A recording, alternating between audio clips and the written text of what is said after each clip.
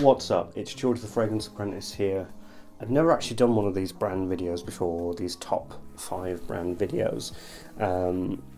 It's never been something I've fully been engaged in, because I think that when it comes to brands of this type, when you're talking about Versace, Dior, Chanel, Prada, there's a lot of successful fragrances, and a lot of these fragrances I like for very different reasons, and some of these fragrances don't necessarily have any rhyme or reason to them. They are separate, but to be fair, I can tell that these fragrances are Versace fragrances, and that's always quite helpful. I can tell that there's a consistent image and a consistent idea that's going through. So here are my top 5 Versace fragrances. I have about 7 Versace fragrances in total in my entire collection. There are some I haven't even bothered to get because I'm just not interested, don't like them. But yeah, here are the 5 Versace fragrances, my personal favourite 5 Versace fragrances. This is a pretty subjective list. There's going to be differences from person to person, but yeah, these are my personal favourite. So number 5 is Versace Pour Homme.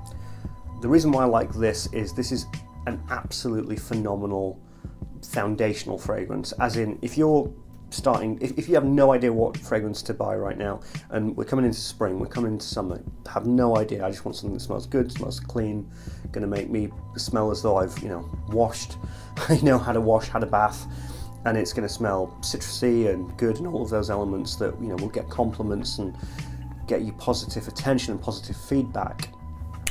This is always going to be in the running in that conversation.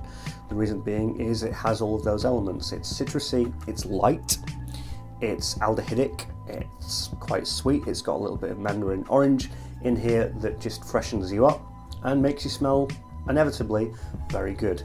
The reason why this is low on the list, in fact it's at the bottom of this list, is because it smells like a more basic, watered down and not as interesting version of Chanel Allure Homme Sport, which is one of my favourite fragrances of all time. But do I still wear this? Yes, I do. Allure Homme Sport is now kind of like gold dust to me, because Chanel is a little bit expensive and I don't want to be wearing the Chanel Allure Homme Sport all the time. I want to save that for special occasions. This, on the other hand, is certainly not gold dust. In fact, it's very reasonably priced. Sometimes you can get this for £36 for 100 milliliter. So I can be a little bit more trigger happy with this fragrance, and so I can just wear this casually and whenever I want to just get up and just smell good and whatever, so that's always a great fragrance. And if you are a beginner, if you don't know what you want to wear but you want to smell good and all that kind of stuff, would always recommend that. So number 4 is Versace's The Dreamer. Now the Dreamer, I'll tell you exactly what the Dreamer smells like. You've just put one of those linen fabric, what are they, fabric fabric cleaners that you put in dryers, or like Bounty and all that kind of stuff that we have over here. I don't know what it would be. Those things, those linen little things that you put in dryers. It's like that. It smells exactly like that, and it's a very, very loud fragrance. It's a very clean fragrance. The theme of cleanliness is always going to be prevalent in fragrance and aftershave and cologne, whatever you want to call it.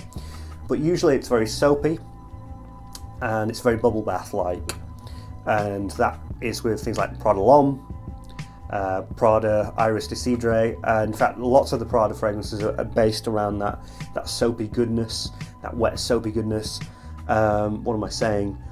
And yeah, other fragrances, Bottega Veneta Pour Homme is another one that just smells like a classic bubble bath, but this is in that same ilk, but it is like you've just taken your clothes out of a dryer, and because of that it's a little bit more powdery, and maybe not to certain people's likings because of that, but I love it. It's really cheap, it's really strong, and it's just one of the forgotten classics in a way. People talk about Dylan Blue now, they talk about Eros and all that kind of stuff, and those are good, but this deserves to be remembered.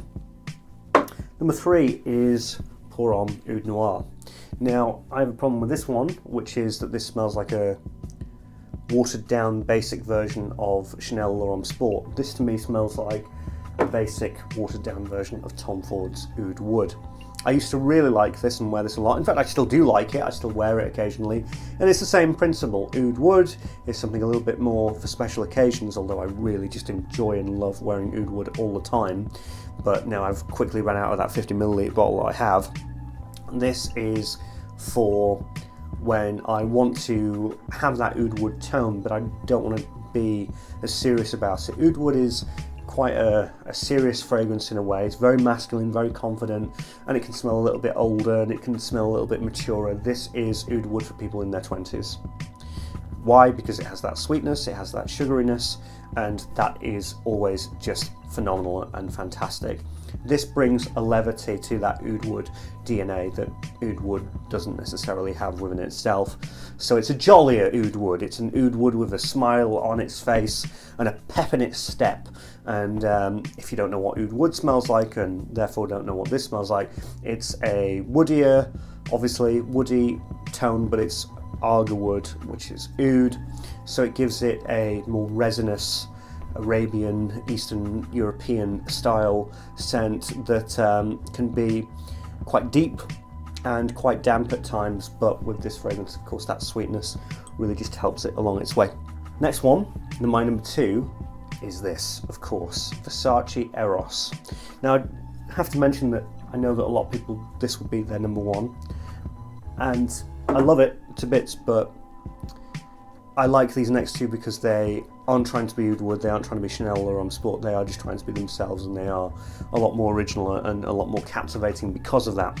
Versace EROS. Brilliant. When this first came out, had quite a bit of hype around it, and it's got that beautiful like pine tree almost vibe that it's got with the tonka bean and the sweetness, and it's just ridiculously well balanced. This is phenomenal. Believe all the hype about it. It really is quite a phenomenal fragrance. Jezza loves it. Jeremy, he absolutely adores this one, and I can see why. It's very, very him.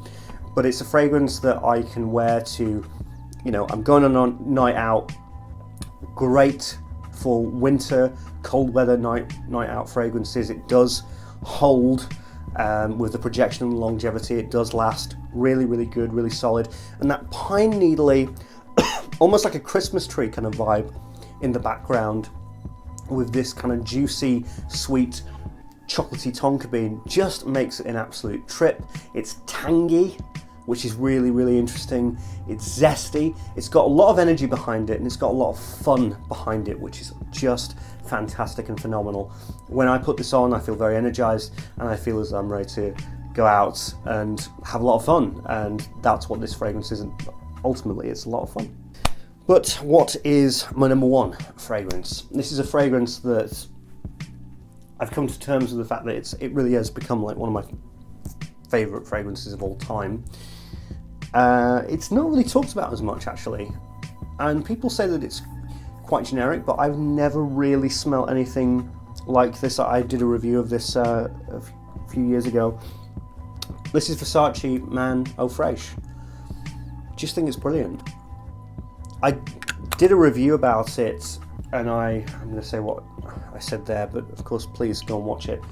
I filmed some footage in Los Angeles when I was over there, and they had this swimming pool, and that's what this reminds me of. It reminds me of when you've just got out of the swimming pool and it's a really, really hot day, and the water touches the ground, and that smell from the dust and water comes up at you, and the combination of the water, you know, in your skin and everything like that.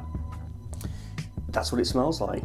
You've just come out of a swimming pool, and that is one of the very iconic smells from summertime, and it's just phenomenal, and it lasts. It's one of those really, really long-lasting summer fragrances, which is fantastic. Really cool bottle as well, dig the bottle. It's a fragrance that will consistently crop up on my summer top 10 list, and it's just brilliant. And if you have seen it about, but you've not really been interested in trying it, I would highly recommend it. I know that there's going to be some people who don't like this fragrance.